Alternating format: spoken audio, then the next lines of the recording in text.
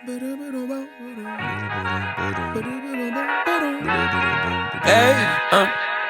to whoever may need this nugget of encouragement, things will be alright, so quit your worry.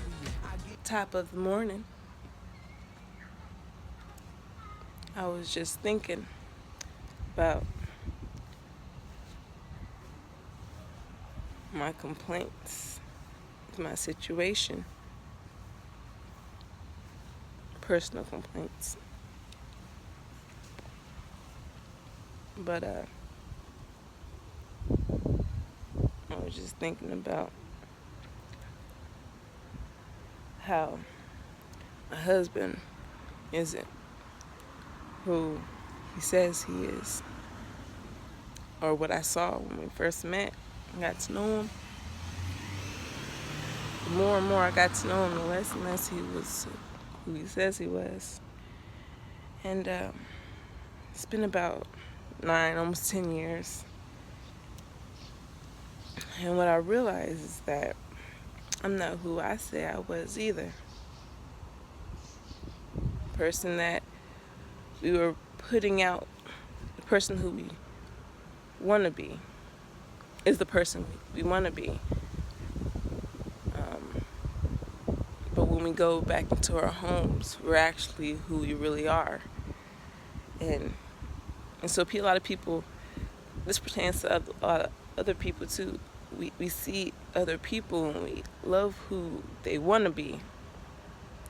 But then when we get into their personal space, we start to see who they really are is not who they portray.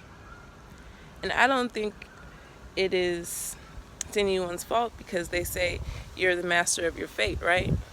But if you're not who you say you are, if you're not who you portray yourself to be out in the open, if that's not the true you when you're in your personal space, then you have to realize that you are not the master of your fate. Now, if you're not the master of your fate, why is that? Well, it's because you haven't been taught or learned to be the master of your fate, because we are learning beings. We actually imitate what we have seen in our own way and fashion. That's why you could have a whole bunch of different ways to the same destination, because we all put our own twist on things. But when we see other people, when we get into other people's personal space and see that they're not who they are, we start to become offended, because we ourselves are in that position where we're trying to be who we want to be, and it's not matching up with who they really are. And so I think we're crossing the paths incorrectly.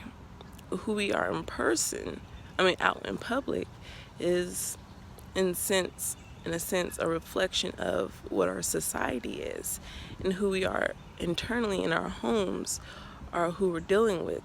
And I think a lot of the communities that are withheld from this information of how to be masters are the ones that are in the highest conflict, and that the ones that are learned in how to be masters of their fate, which is usually the ones that are higher up in the hierarchy, are attaining this information, keeping it and abusing it, or in essence using it to their advantage, while the rest of us are ignorant of what's actually going on. And so I just want to put this out there that we all have to realize that we're giving too much attention to the person we want to be, and not enough attention to the person we actually are internally. Not even internally, but who we are, the essence of who we are.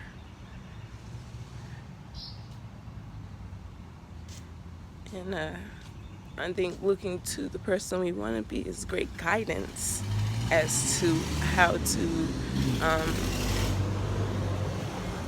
get your inner self to that you know, that experience where your outer self and your inner self is one. And some people do it by religious means, and some people do it by spiritual magic and earth element means. Some people just go with the flow and let things happen to them. But I just realized what my smoking was. It's a coping. I've been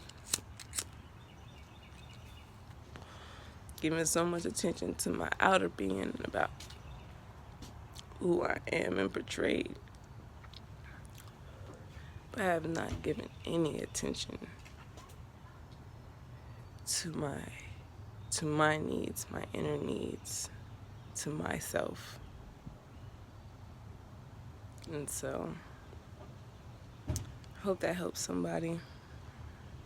It's helped me to see myself differently. I have to give grace because I have to know that that outer me is